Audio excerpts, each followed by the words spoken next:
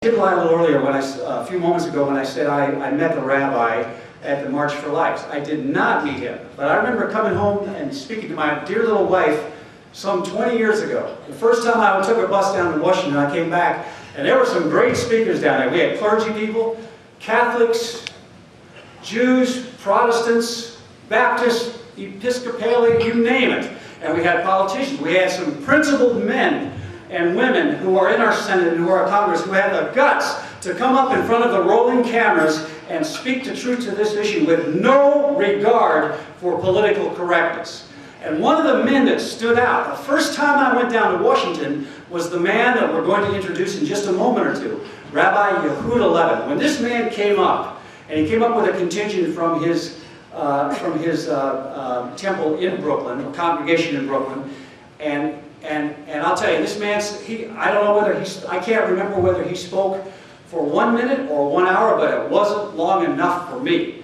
And most of the people, because he got the crowd fired up. There were probably, what, Rabbi, 100,000 people down there, so, and everybody hung on this man's word. You're going to be blessed to hear him talk about the life issue. I've seen him, here's the thing, I've seen him every year that I've gone down. I've only missed about 2 or 3 in 20 years. And he's down there faithfully every year in Washington, up on the podium with the other leaders. And the rabbis that come with him blow the shofar horn. I tell you, it is a spiritual moment when that shofar horn is blown right in front of the White House and the congressional building up on the hill in that wall. When that shofar is blown, that sound goes up to heaven, and I swear the Spirit of God is looking down on Washington. He's a blessed man, but I didn't meet him. I didn't meet him, but I came back and I said, "Oh, honey, sweet bride of my youth. You should see this rabbi down there. Man, is he on fire? He's a man of God. I wish I could meet him someday." And the years came and went and came and went. And I said to Clay Boone, who would always be standing holding me up down there after I got tired, "Clay, I want to go meet the rabbi." We never made it because there are so many people that you can't even get near the man. I got to meet him today. I got to meet him when he came in here. It is my pleasure to introduce to you Rabbi Levin of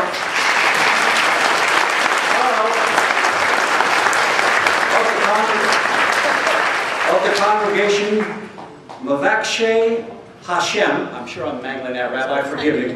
Which means to us, those who seek the Lord.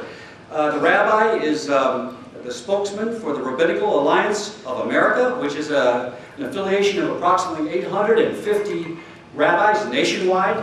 He's their spokesperson. He's 67 years old. Let's give a warm welcome to Rabbi Levin.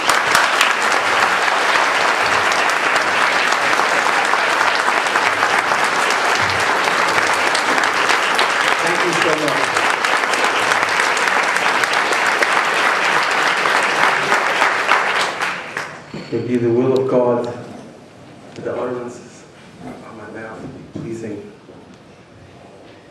to you. So what's a nice rabbi like me doing in a place like this? They told me there was going to be a bar mitzvah here. I didn't see one bagel or a kosher pickle. You know, I think they fooled me. But I want to tell you seriously, I'm here really with the salt of the earth. Each and every one of you is a true member of the Hezbollah, the real army of God. Not the army of God that destroys people, but the army of God that values the lives of each and every person, born and preborn. And it's an honor to be here, because without you, without the grassroots people, the so-called leaders could pontificate and promulgate and propose and ponder, but nothing would happen. And so I say to you, l'chaim, to life.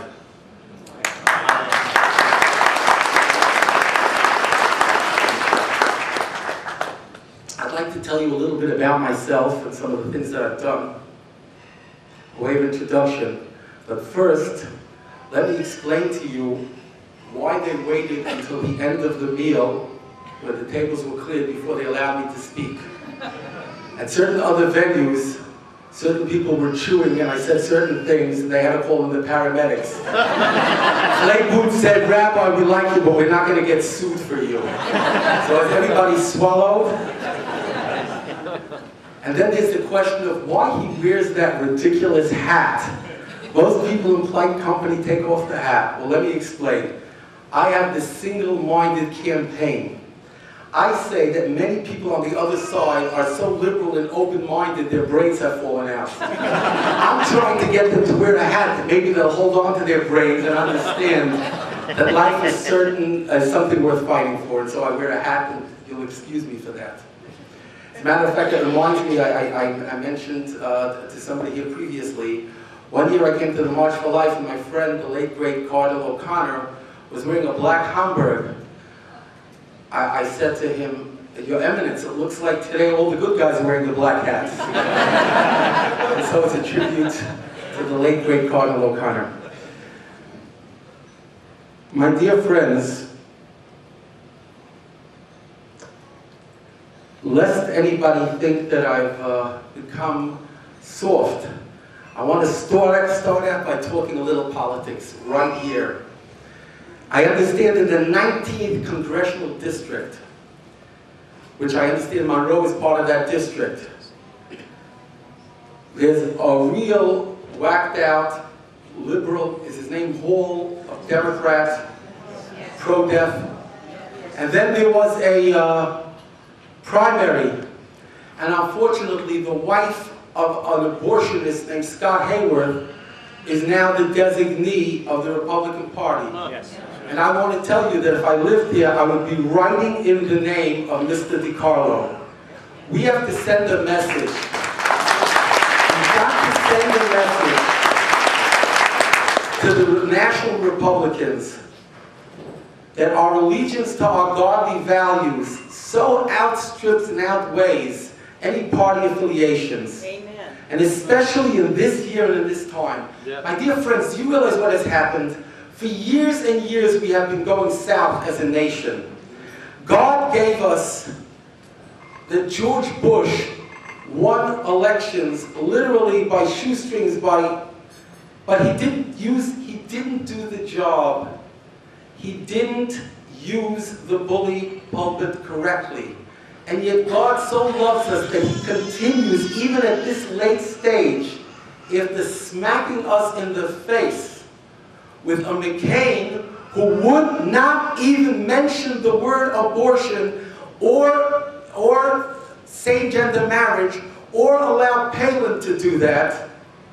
And so he granted us Obama, and yet look where we are today. It's unbelievable. Yes, the witches and the crazies might just win the elections. Who would have dreamed just 2 short years ago that these people would even be in a position and that the country would be ripe for such a revolution? This is God's grace. It is something that I can't really figure out at this late stage in the devolving of the culture why this is happening. And I must say that a great part of the spiritual catalyst for what is happening in the country today is certainly the people like you. The people who are linked into Genesis 9:6. The people who want to connect with God. And the earliest reference practically in the Torah, which you refer to as the Old Testament in Genesis, that tells us exactly how God wants us to relate to him.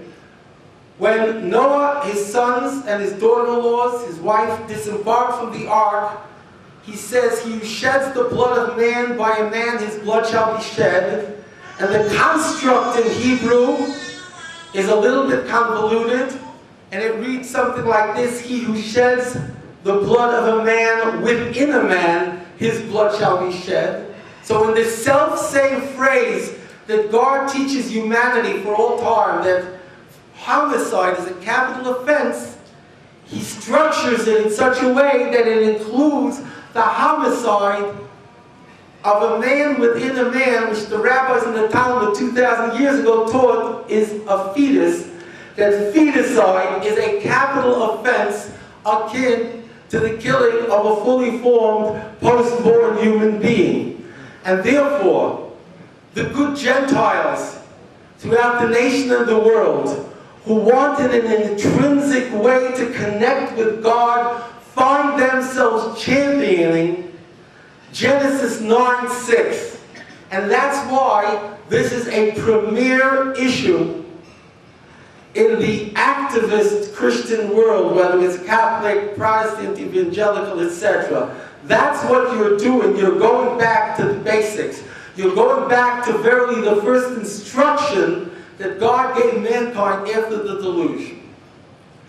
If you'll allow me, I was the Right to Life candidate for mayor in 1985 on the tiny Right to Life ticket. There were 4 candidates: Ed Koch, the mayor, at that time 2 terms. Then there was the Republican conservative, who was never heard from again. Then there was the ultra-liberal, Diane Bellamy, and myself, yours truly. The New York Times reported, and I turned to look down the table at Ed Koch. I also picked up a booklet that they were giving out in the libraries in 1985. It said, Gay and Proud. It was a book list for the youth to try to brainwash them. And I tossed this across the table at Koch and I said, you have no idea what it takes to raise children in this city. You're running New York City like a giant Greenwich Village singles bar. Shame on you. And in the Orthodox community, you're a step away from excommunication. I don't know if somebody before or since talked to Koch with quite that chutzpah.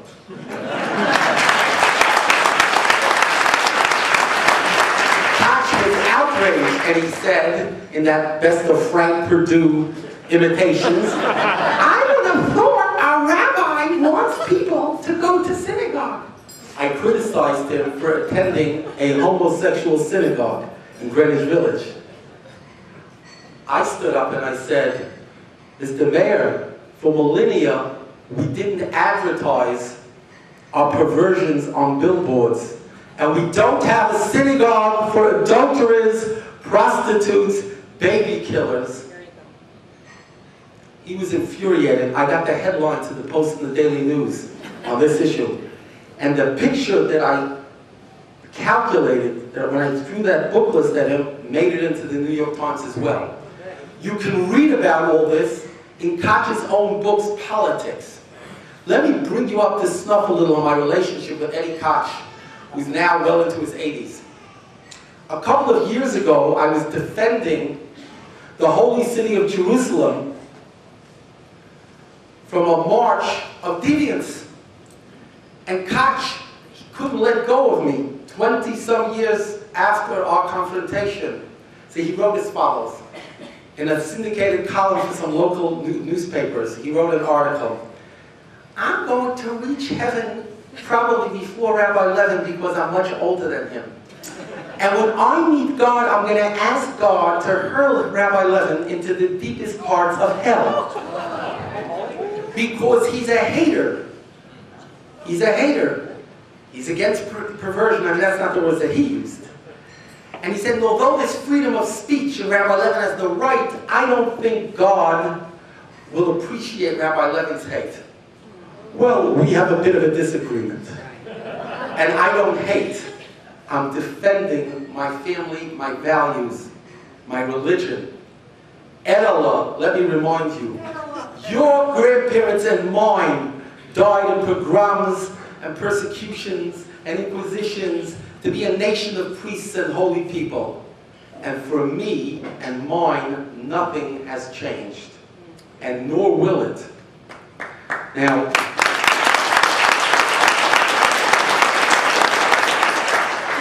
I don't think I've been controversial enough, so I want to ratchet it up. How many people in this room are Catholics?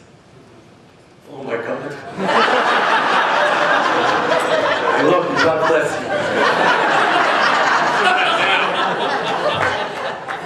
Listen, my dear sweet children,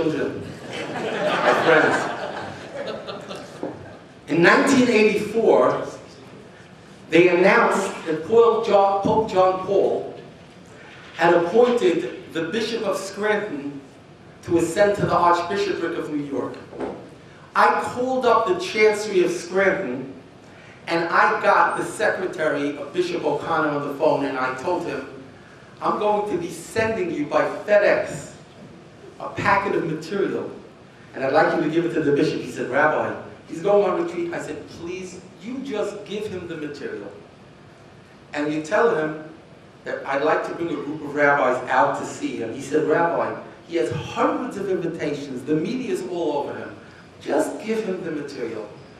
A week later or so, the bishop returned from his retreat, and one of us called the other, the secretary or myself.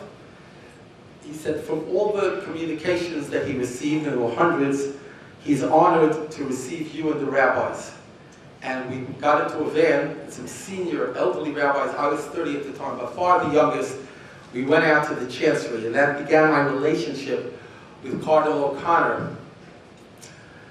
I'm very proud to tell you that at the first National Right to Life dinner that they used to hold annually in Waldorf Astoria, the Cardinal was given the first award by the National Right to Life Committee. And he was down there at the bottom, and if you've ever been to Waldorf, they have these like way up, they have these like, I don't know, booths or something, sky booths. I was in the sky booth way up, you know, all the way up there, looking down, Levin, heaven, you know, looking down at the Cardinal, and all of a sudden, I had the honor of hearing a real life eulogy that the Cardinal was delivering about me, and I was still alive. He said, there are people in this room who deserve this award more than me. My friend, Rabbi Yehuda Levin, who's out there in the streets fighting for morality and for pro-life, etc. He went into this whole eulogy. I can't believe it, but the National Right to Life Committee cut out that whole thing, and I can't get that footage. But it was really priceless, and we had a tremendous relationship. At that time, Catholics and Jews, Protestants, evangelicals, blacks and whites, Hispanics, used to meet under the auspices of the Archdiocese of New York, and we were proactive in fighting for morality and decency. I want to share with you, right now, current events. I have found myself, believe it or not, to my shock, chagrin, and pain, I have found myself, albeit temporarily I hope, in a bit of a contrarian relationship with Archbishop Dolan and the Archdiocese of New York. And I want to share this with you. A week and a half ago, after I was disappointed by a man who is basically a very decent man, and I certainly hope that he is the next governor of New York, and God forbid, not that reprobate Andrew Cuomo, my friend, Carl Palladino, I took him to the synagogues, and he spoke courageously for family values. Unfortunately, because he has a campaign manager who I call a decadent stone who's missing more than a few pebbles, by the name of Roger Stone. I don't know if you saw that perverted picture of him marching that march. He's a real lowlife. And obviously he influenced Mr. Palladino to make an unfortunate plea of forgiveness to the deviants. Now, I went down to St. Patrick's Cathedral to hold a press conference and say the following: nobody can throw me and my religious values under the bus. I represent uncompromising purity for 31 years. I don't take a day or an hour to think about, well, maybe I could work it out, maybe we can negotiate something. I called him up, I spoke with the Caputo, my Caputo. I said, look, if Mr. Palladino could call me up tonight and we could discuss this, if not, I have to disassociate myself in front of the press. Because I can't be considered in any way a compromiser on God's moral teachings. Amen. So what happened was, the next day I went down to St. Patrick's Cathedral. You ask me why, not on the steps, on the sidewalk. Why? In the early 80s, Catholic activists used to ask me to join with them on the steps of the cathedral to defend the cathedral from the outrageous disparagements and disrespect of the militant homosexual parades. And by the way, I want to talk about this. It has a lot to do with the pro-life issue. So parenthetically, let me explain to you. For those of you who attend the March for Life, there never fails to be a group of young people, sadly misguided, led by militant homosexual teachers, screaming and yelling about the right to choose. These are the same kids, and I use this term advisedly, who are brainwashed by militant homosexuals that they are hopelessly homosexual, even though the experts say that their sexual identity is in flux until over the age of 20. These people are utilized in the vanguard of the shock troops of the pro-aborts. There is a connection, and the connection is the same thing that caused the tremendous increase in abortion in the 60s and beyond, and the legalizing of it. That one should have no responsibility for anything that he or she chooses to do. That's the connection. Free intimacy without any values or meaning. And if, God forbid, a baby is produced, you abort it. So to get back to the story, let me tell you, I defended that cathedral many a year. Recently, when Pope Benedict was accused of being anti-Semitic by some whackouts because of what happened with one of the Lefebvre bishops who denied the Holocaust, I defended him not only in Catholic media but internationally, and it was my privilege to do so. When I visited the Vatican, I came in to see Father Peter Gumpella, who is a Socratic 80-plus-year-old prelate who's in charge of the beatification of some 80 saints, the most prominent Pope Pius. Literally, without being asked, I asked him for a pen and paper, and I wrote down in hand that as an Orthodox Jew, I don't believe that it is our job or our historical mandate to tell other faiths who to venerate and what kind of rituals they should have. We don't want it done to us. We shouldn't be doing it to anybody else. And I denounce those who are mixing in to the veneration and beatification of Pope Pius. God will decide who, what, where about each and every one of us, from Pope to Peon. It's none of our business, and it's an outrage that these liberal Jews are doing these things. Thank you. Let me go further. When Mary Ann Serentino, the Planned Parenthood nun, was heading the Rhode Island Planned Parenthood, and finally it percolated up to the Vatican, and they told her, either you quit the nunhood or you leave Planned Parenthood. And Phil Donahue, the lapsed Catholic, decided he was going to do a TV program. My Catholic friends asked me to come down, and I had literally a tug of war with Donahue for his microphone. I was this close to getting his microphone away from him, and I started to interview him. And I said, tell me, you're a Catholic, aren't you? Yes. So what do you have against Cardinal O'Connor? I don't have anything against Cardinal O'Connor. What's the matter? The priest beat you in Catholic school? Is that it, Mr. Donahue? No, no. I said, listen here. If you want to start a religion that the more pig you eat, the more adultery you have, the more babies you abort, the higher you go to heaven, it's a free country, Mr. Donahue.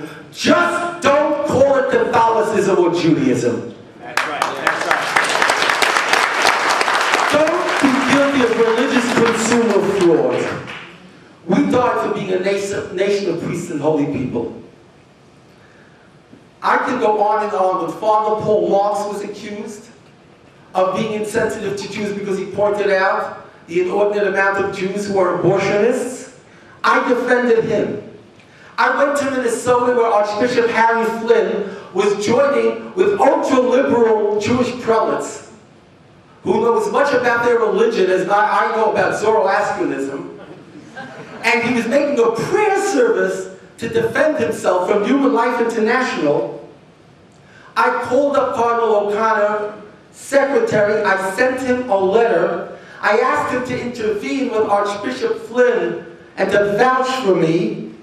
And then I confronted the good Archbishop as he was coming out from that, excuse me, I don't mean any disrespect, but that ridiculous prayer service in some kind of thing that passes for a synagogue. It was more sin than synagogue, you know. And I walked over to him, and he was surrounded by his retinue, and I said, Your Excellency, Your Excellency, I know Father Paul Marx. I know Human Life International.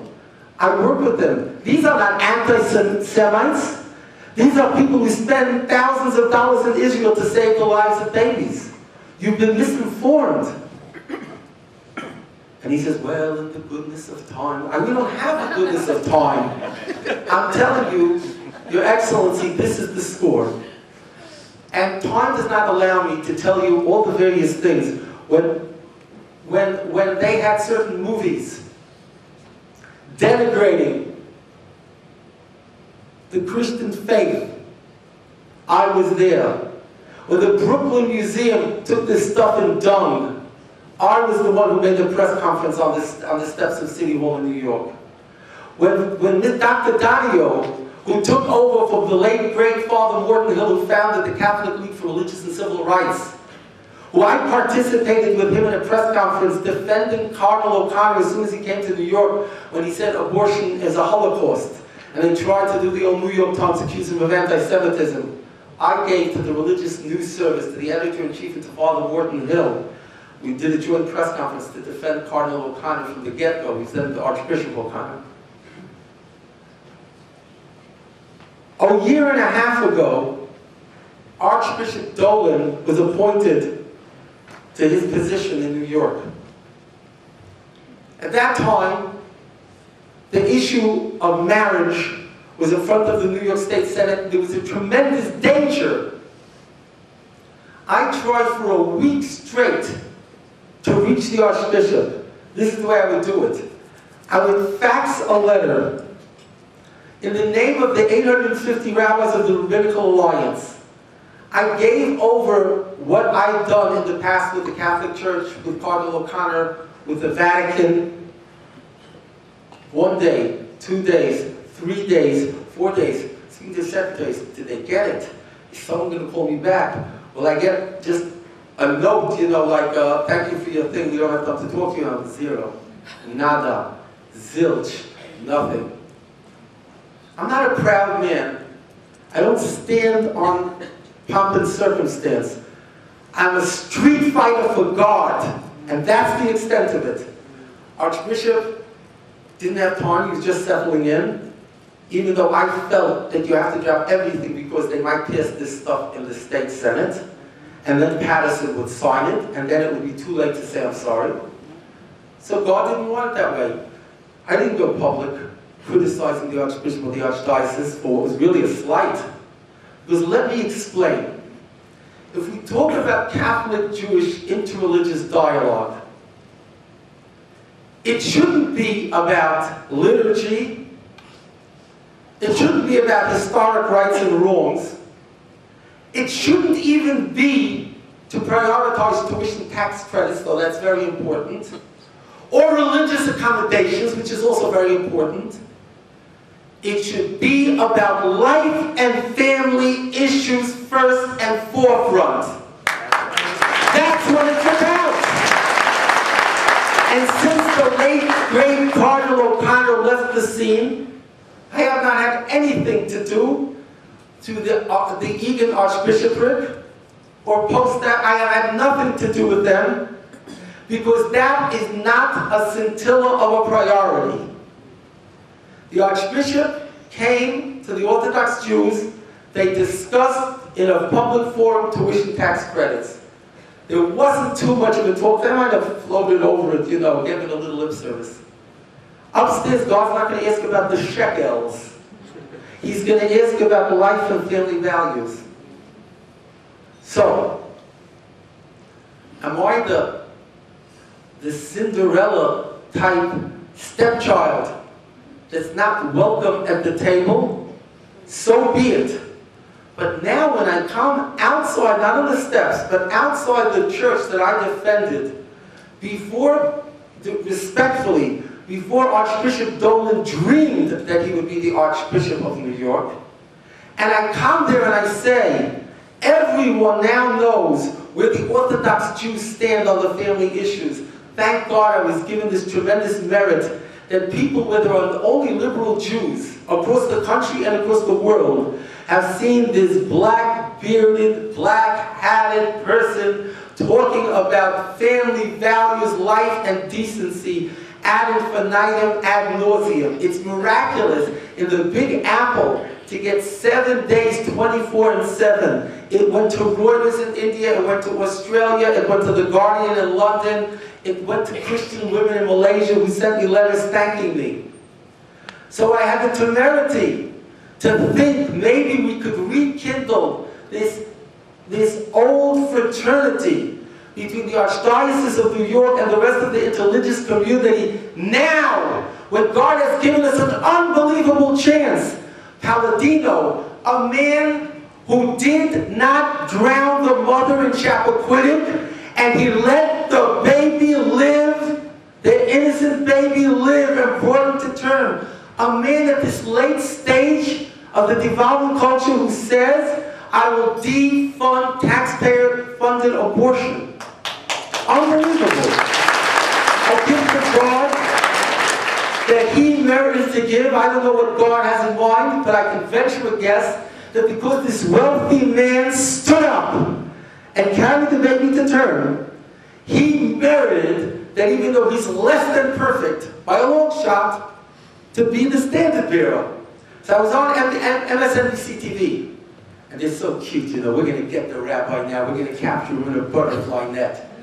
Rabbi, do you know he sent the most obscene pornography to fellow people? How do you support such a person?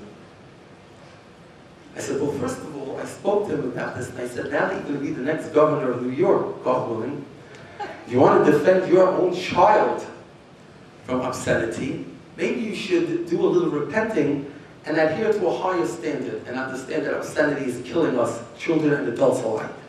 And he seemed to be pretty amenable to it. That's first of all. But let's say that he is hopelessly and helplessly involved in sending out disgusting obscenity. Get this. But Mario, too, is busy getting the endorsement of Planned Parenthood. As your next governor, I will make a bar mitzvah party every time you suck the brains out of a 9th-month baby. Which is worse, for crying out loud? Rather a hypocrite in his personal life who sees obscenity, but saves his own baby and will save the babies of as many New Yorkers as he can, and will not cave in, making you and I bigots because we don't want our children taught that Heather has 2 mommies, and that when 2 mommies marry, that's the equivalent of a mom and a dad. Better that with the pornography that he personally does. You understand what I'm saying? God took somebody who's less than perfect because we, the people, are less than perfect. God took somebody who's a hypocrite because we, the people, are hypocrites. But we need this, and who would dream in the Empire State, Sodom on the Hudson, at this late stage in the devolving culture, that we would even have a chance for such a thing. I disassociated myself from him in front of St. Patrick's Cathedral, because I stand for unstinting, uncompromising morality and decency. And it can't be said that now the rabbi is starting to make deals, because then I could chuck it all out. And because the decadent Stone told him he has to do this, that his political fortunes has nothing to do with my God and my religious and my standards. Nevertheless, I hope that Mr. Palladino, who is starting to come back, will be able to get there before Election Day, and if he was smart, he would come out with a statement 48 hours before the election, standing there surrounded by people of the cloth, black, white, Hispanic, etc., maybe with a lot of children, and say, I promise and pledge to the religious people of New York, I won't hurt you. If he just says that, then we can feel a lot more secure, and I believe he can be blessed and win. Let me just explain to you. What they did at the Archdiocese was they asked the Union of Orthodox Jewish Congregations of America, whose head the Archbishop had fraternized with in front of a Jewish audience to discuss tuition tax credits, they signaled that they wanted an apology. They did not come to me for an apology. They did not come to my organization, the Rabbinical Alliance of America, for an apology. They went to their friends for an apology. I think it's a little bit insulting. It's a little bit insulting. That's what I think. And it's a little bit painful. Because what I represent is that relationship with Cardinal O'Connor and the time where we stood shoulder to shoulder and we looked towards the Catholic clergy for leadership. And I often said, when the Catholics sneeze, the Orthodox Jews get a cold. We need the big boy in the block to be doing with this. When I came, it was a sign of respect. I didn't moralize to the Archbishop. I said if Palladino advises Cuomo to go inside to his priest, then I advise Palladino at this point to go inside to his priest. And could the Archbishop give church teachings in an unequivocal way? Should we be voting for people who support sucking out of babies' brains and same-gender marriage? Is there something wrong with asking the shepherd of the entire United States, the top position, to say this? I have to apologize for this? Is that where we've come to? And what about the double standard? I didn't ask for an apology when I couldn't even get a form letter. I say this because these are almost messianic times. The cataclysmic impact of what's happening. All of a sudden, out of nowhere, Obama 2 years ago, we were finished. McCain wouldn't talk about this stuff. And now look where we are. He's sending us opportunities and big messages. We can't stand on our egos. We can't stand on formalities. We've got to take it to the streets. We've got to call things by what they are. Where do we go from here? We all need insurance policies for our children and our grandchildren. Nothing is more important to me than making sure that my children and grandchildren will be chaste, modest, abstinent, dress decently, not have any premarital relations, not have merry-go-round divorce. How do I assure this? I assure this by doing exactly what it is that you and I are doing. By making a deal with God that since I am outspoken in the area of morality, life, decency, modesty, then measure for measure I can turn to you, God. My life is a prayer. My activities are a petition. Please save my children. Let them be holy and decent, my children and my grandchildren. Let them not be impacted by the craziness out there. Amen. There can be no compromise. Never compromise. It was the better part of 2,000 years ago when Jewish people and fledgling Christians were thrown into the lion's den to fight off lions to stand up for their respective faiths. Today we're no longer asked to sacrifice that. We're asked to go out into the streets and do some sidewalk counseling. We're asked to pray. We're asked to speak to our friends and neighbors. We're asked to send letters to the editor to call up talk radio programs. We're asked to challenge our priests and our rabbis and our clergy and say, hey, what's going on? That's what we're asked for. Not all of it, but most of it doesn't even cost any money. And I disagree with my friend Paul. Going to the March for Life once a year feeling we did something for God, it's like affirmative action doing, you know? Being there does more for us than we do by going there. We've got to do stuff a whole year round. Each and every grandparent in this room has to be a teacher first to their grandchildren and then to some of the friends of their grandchildren. We've got to find ways of communicating with our kids. I'm sorry, I disagree with the pro-life movement, of which I have been a champion fighter for 31 years, speaking at the March for Life. In 1987, Jerry Falwell's people came to me for an approbation on his book cover, If I Should Die Before I Wake, about fighting abortion. In the mid-80s, the Christian coalitions, at the time Director of Communications, Mike Russell, came to me to defend Pat Robertson when he said something foolish that they perceived to be anti-Semitic. It was foolish, yes. Anti-Semitic, no. And I defended him by saying, if Pat Robertson, who I disagree with when it comes to proselytizing Jews under false pretenses, don't say Jews for Jesus, you're a fulfilled Jew.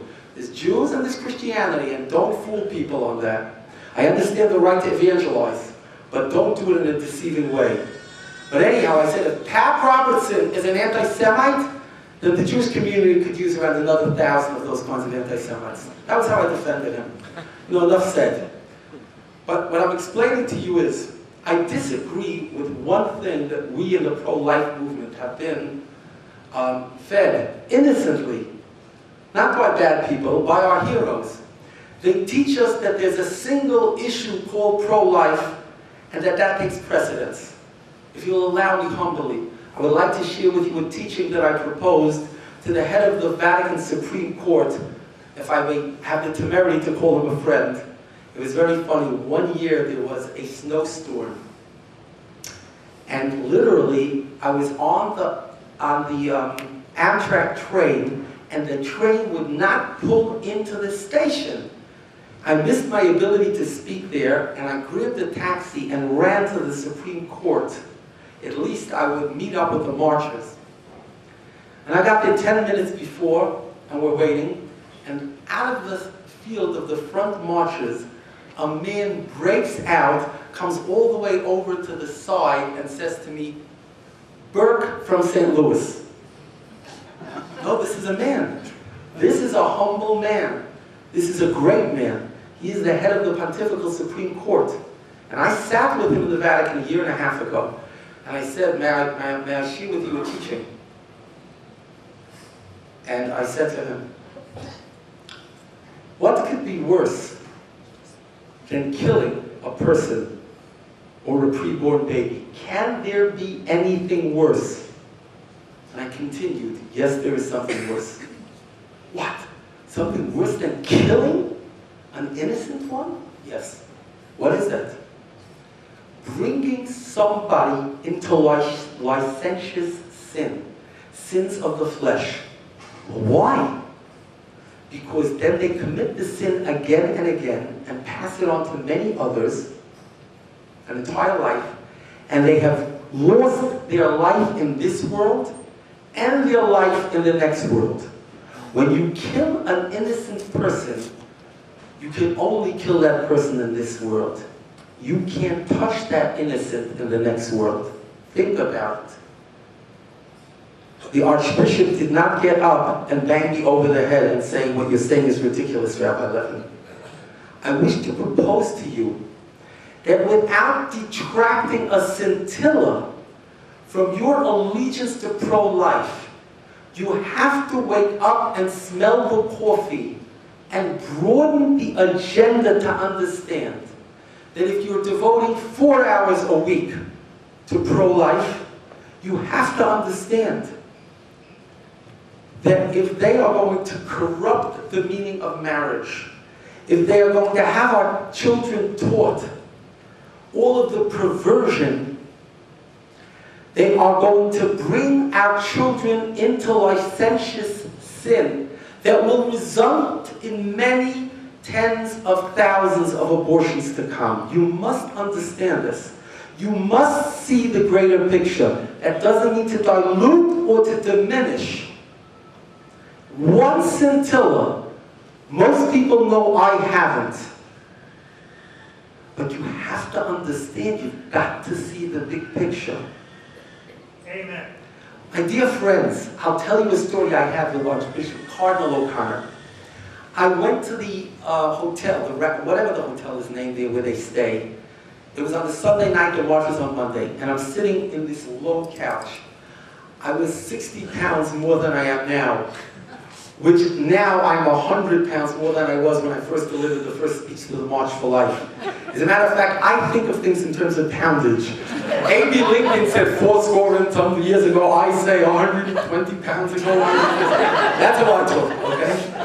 Now, so it was around 40 or 50 pounds ago, and I'm sitting in this deep couch. One of the miracles God did for the Jews was he split the Red Sea. The other one is Archbishop Cardinal O'Connor walks in, and from across the room with his retinue, he sees his friend Levin. He says, there's the rabbi. He starts to walk towards me. I said, oh no, I'm going to have to get out of this chair, and everybody's looking at me. And somehow I hoisted my girth out of the chair and managed to stagger over to shake hands with him, almost collapsing to the ground. That was a big miracle. I said to him, Your Eminence, can I show you something? He says, of course. I walked to the side of the wall, and hanging there was a homosexual pro-life organization. A homosexual pro-life organization with a, what do you call it, a hospitality room. I showed it to him. I said, Your Eminence, what are you planning to, you see, I'm what's called, in Yiddish, it's called a nudnik. I'm a little pest. I go over to these very distinguished people and I pester them. I said, Your Eminence, what are you planning on doing about this? He's the big boy on the block. He looks at it and he's very serious. And he's angry. He said, I know who these people are. He says to me, I'm going to pray over it. So he obviously spent the whole night praying, my friend Cardinal O'Connor, and I'll tell you why. It was the next day, when it was my turn to speak, I said, and to those deviants who are trying to insinuate themselves into the pro-life movement, I say, take your bedroom misbehavior out of our pro-life living room. And everyone understood and cheered and knew what I was talking about. And Cardinal O'Connor came over to me right after that and he raised his hands 3 times. You did it! You did it! You did it! So his prayers and my big mouth. But now I'm in trouble. Because I don't even think I have their prayers. They just want apologies. Now, at the same time, in Minnesota, maybe even in Archbishop Harry Flynn's position, there's an Archbishop Niestat. Maybe I'm mispronouncing his name. I read this in LifeSite News. He just sent out tens or hundreds of thousands of DVDs about the importance of the life and marriage issues. And he's getting flack and he's not backing down, God bless him. Now to the credit of the Archdiocese, on the 15th, I stood on the steps, I think it was the 15th or so, the 14th or the 13th, I don't remember. It was a Wednesday, 2 weeks ago, a week and a half ago. On the 18th, I think it was last Monday, on the 18th, the Archdiocese announced on LifeSite News that they're giving out a booklet in which they're getting out, where the candidates stand on the issues. I don't know if that was totally clear before me. I don't know if they rushed it because I made noise. I don't know if they had anything to do with it. Even in prayer, I'm happy. I'm not interested, God forbid, in having a fight for the purpose of a fight. I am interested in, and I'm issuing a public plea to all the great clergy I've had the opportunity to meet here and all you good people. We've got to be the tail that wags the dog. The Archdiocese of New York is the most prominent archdiocese in the United States, bar none. We must get back to that allegiance, that fraternal togetherness, where we met regularly, not to react belatedly when it's the midnight hour to the pro-family attacks on the family and life, but we must be proactive. And whoever can help me to deliver this message to the Archdiocese, I come with respect, love, and peace, but I won't compromise my principles. And if I have a claim and it's right, we can't stand on formalities. We are all children of God, and there's room for everyone, including pro-life and family activists, to prioritize this at the table of the Archdiocese. That's what Catholic-Jewish dialogue is supposed to be about.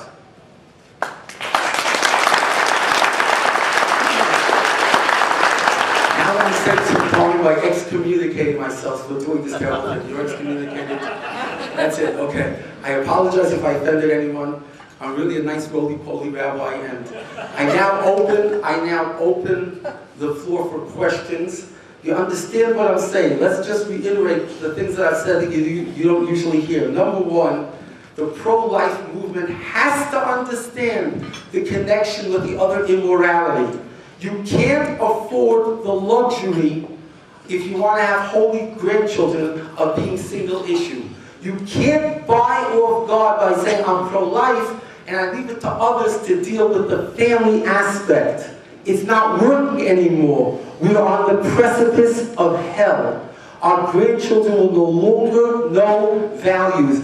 You will have abortions up the wazoo if you don't stand up for what he said, man and women, he created them. You must stand up for that. You must. Everyone must. That's an important teaching. Secondly, we have got to work together to see that there is an active interreligious coalition between Catholics and Jews that is predicated first and foremost on life and family issues. When I went to the Vatican on one of my trips to the head of the Pontifical Council on life or family, I forget, he says, Rabbi, it's not often that we get people who talk like you. I mean, who are they dialoguing with? These ultra-liberal pro-aborts. That's what they dialogue with all day. It's ridiculous. It's obscene. I said, well, make it your business to emphasize, to outreach to Jews like me. That's what you should be doing all the way up to the Vatican. In the Vatican, I spoke to Archbishop Burke and pleaded with him. And I said this at the March for Life. Imagine if the Pope would come to America, would stand in Yankee Stadium and would say a teaching. You're not allowed to vote for anybody who supports same-gender marriage and partial birth abortion, abortion on demand, etc. The list, pornography, etc. What would happen? Well, you would lose a certain amount of people in the pews of the church. No question about it, you would. But what else would happen? The church would be stronger for that. We would weed out the wheat from the chaff. Start from the church of Jesus Christ. More than that, our brethren in the Southern Baptist Convention would realize that it's not enough, though it's beautiful to speak about the submissive life. I never told that teaching to my wife. But that was good, you know, it was really good. Let them also join. Dr. Richard Land is one of the problems why this is not talked about in the Southern Baptist Convention, that it is prohibited. Biblical scorecards are great. Say it's prohibited. If the Catholics do it, the evangelicals will do it. Then the Orthodox Jews will do it. Then you'll have the Hispanics like Reverend Ruben Diaz.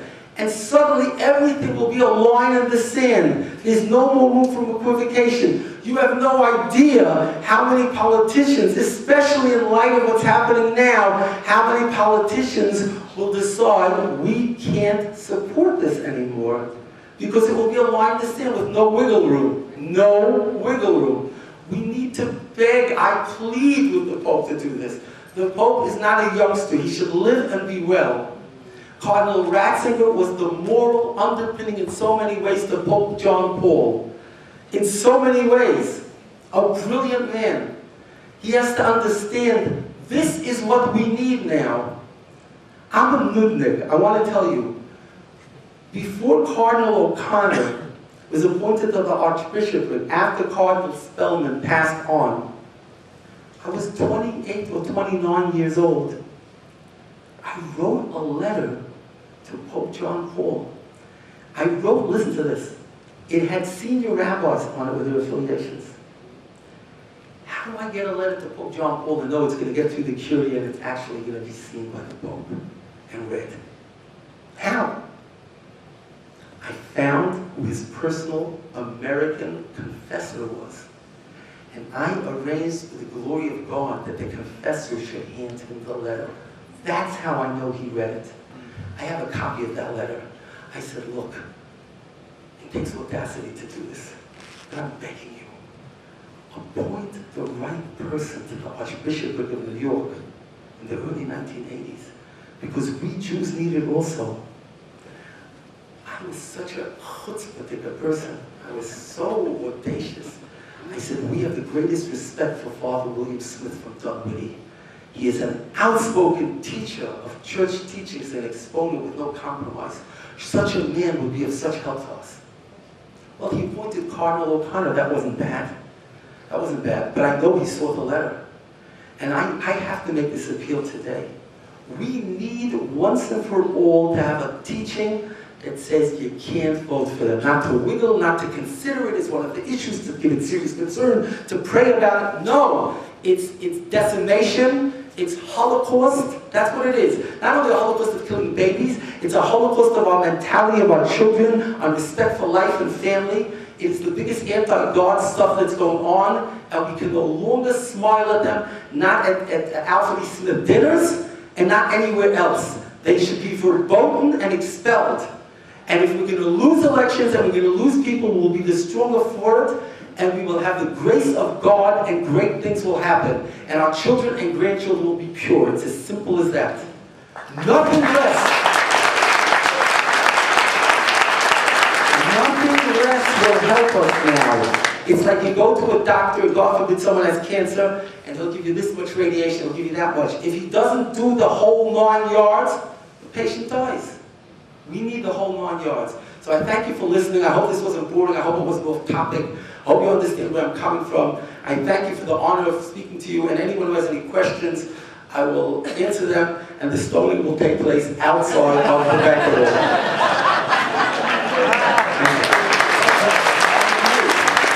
Thank you.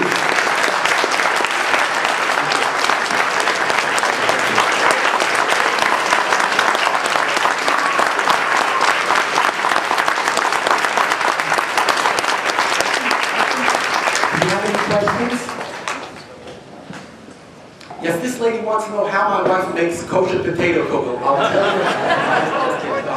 What's the question, ma'am? Rabbi, you didn't hit on the embryonic stem cell research nor the in vitro fertilization, which I understand, both of those kill a lot of babies, and it's rampant now in our society. Let me say this. Now here, the stones might just come. Let me say this, look.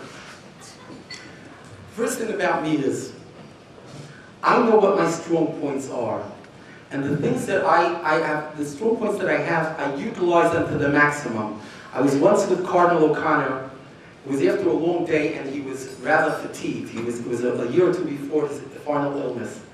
And he was leaning back in his residence in the living room on a couch like this. And his feet were out on the coffee table. And he says, "Rabbi, I'm all yours." I said to him, "Your Eminence, I was looking for a great gift for you, and I'm looking at, what do you buy a cardinal? I bought you a beautiful necktie," and I look at his Roman collar, and he starts laughing. Then I said to him, he said to me, "Rabbi, I want to ask you forgiveness for starting the appointment 15 minutes late." I said, "Your Eminence, it's a scandal." He looks at me, "What?" I said, "The cardinal is giving confession to the rabbi? What will the flock say?" See, here's the thing. I have a confession to make. The confession is as follows. My strong point is not the nuances of theology. I don't put myself out there as an expert. However, there are people, such as Rabbi J. David Blight, B-L-E-I-C-H, who is a law professor in Yeshiva University. He's the rabbi of the York Street Synagogue. He has written extensively on these issues. I cannot tell you, there are Orthodox groups who have distinguished between the Catholic position and the position that they have taken. My feeling is that now that they have come out with the fact that you can take stem cells that don't have to come from the embryo at all, and that they can do wonderful things with it, it's absolute, this is my humble feeling, but again, I'm not an expert in this, it's absolutely rank stupidity to be busy doing things with embryos. Why deprecate and diminish something of sanctity?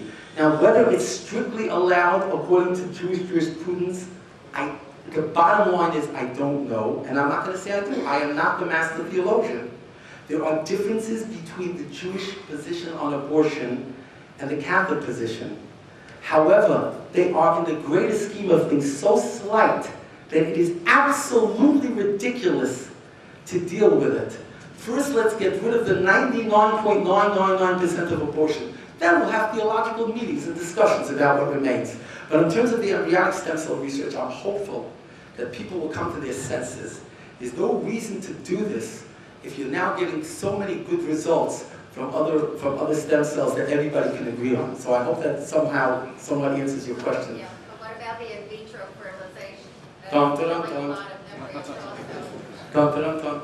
One thing I'll tell you, I have never in my life used prophylactics. I have never in my life, me and my wife, used any birth control. I can say that about myself, okay?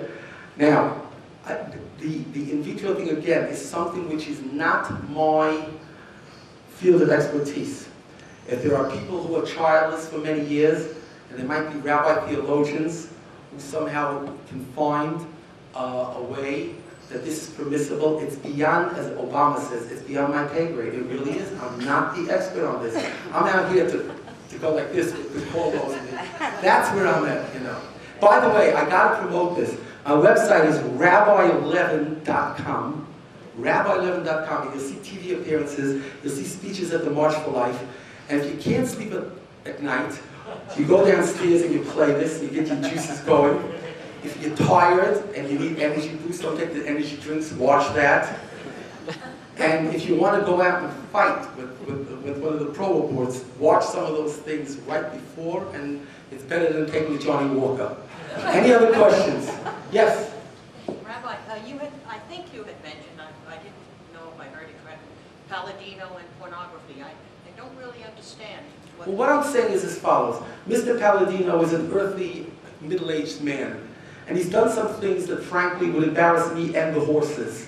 And I'm not making any excuses for it. He was absolutely wrong. And the fact of the matter is that nevertheless, even if personally it's disgraceful to send around this kind of obscenity, and the kind that was described, there's no excuse for this. This isn't just looking at improperly clad women, which is bad enough. This is a lot worse. But if he's a man who in his public policy will stand up for what is decent and what is correct, both on family issues of marriage and on the pro-life issue, so I think that we have to give him this leeway that we'll hope he'll grow into the job and will not disgrace himself or us on the pornography issue. But this is the best we've got. It's a billion times better than Cuomo, who's going to kill the babies and pervert the marriages. That's what I've said. Yes, in the back over there, that gentleman, please. I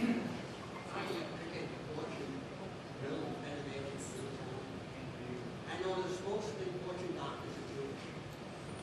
And actually, I understand that many important doctors are not American. Is there anything that Jewish? Let me respond to that because I understood where the question's going.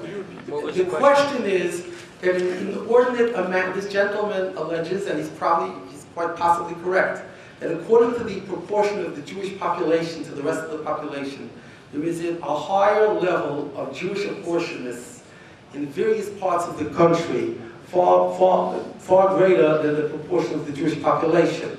Now I would like to explain this. See, this is why nobody can know exactly what the crazy rabbi might say next. Somebody who stepped into this mistake was my good friend Dr. James Wilkie of the National Right to Life Committee in the 80s.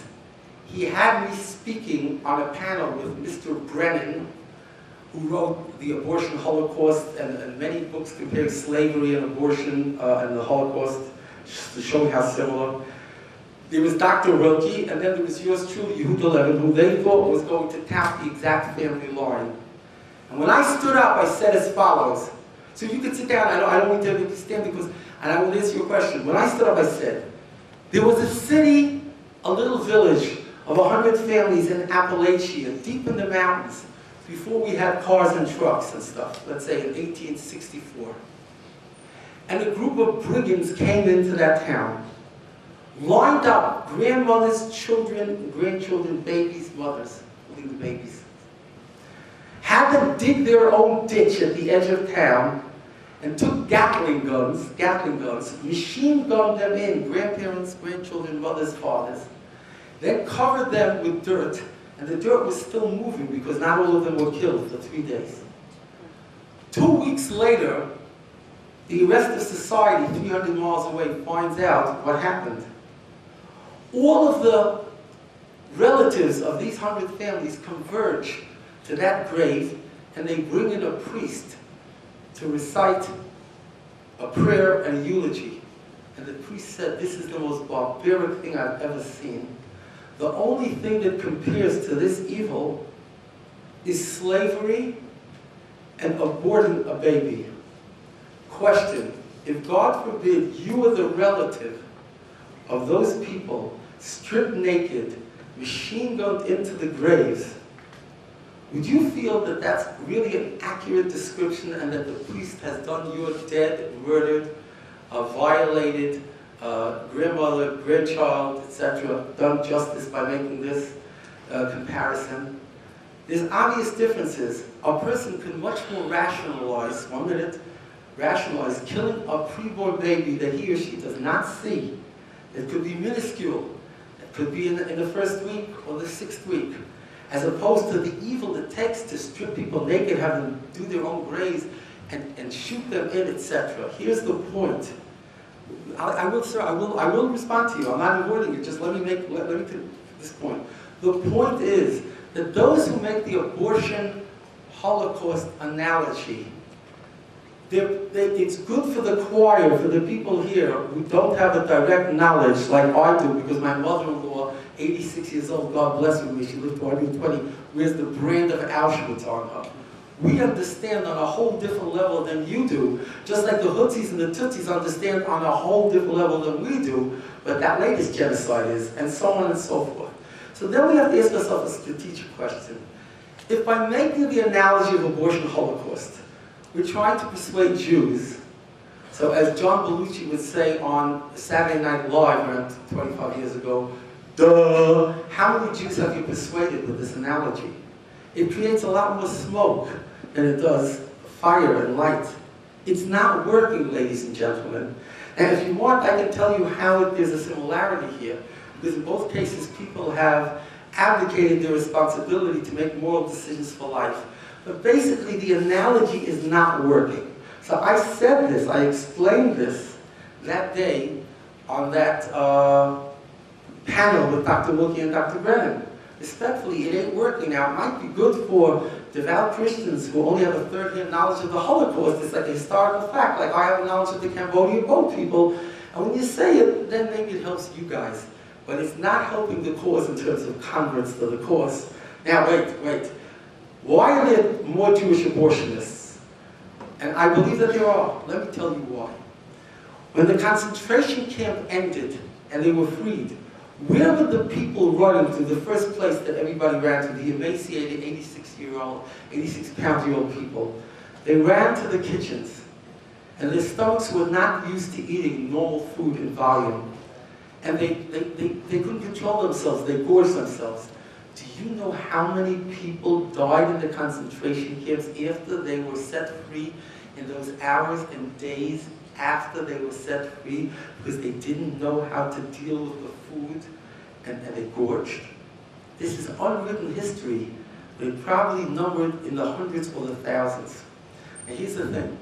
When the Jew came across the Great Crossing, from being a second or third-hand citizen in a ghetto, where he wasn't allowed to work in certain things, and he wasn't allowed to get certain education, and he was looked down at, etc., etc. He said, I'm going to cast off the shackles of the rituals and the identity of Jew. And so he came to the Great Americana and he assimilated. He threw his ritual objects into the ocean right by the Statue of Liberty. And he took 2,000 years of his father's religion that his grandparents died for, and he chucked it out the window. But the Jew has a job assignment from Sinai to be a light unto the nations, to be a teaching people, to be a people that embraces a cause, whatever the cause may be, and conveys it with brilliance and with audacity, etc. Because the Jew is now out of his regular mooring of preaching godliness, values, Torah values, see, he makes an ersatz God, liberalism, secular humanism, kumbayaism. And the more extreme the craziness, the more Jews you'll find there. When you go to the top of the mountain in India to that guru, most of the people there, the Americans who come, will be Jews. You have such holiness.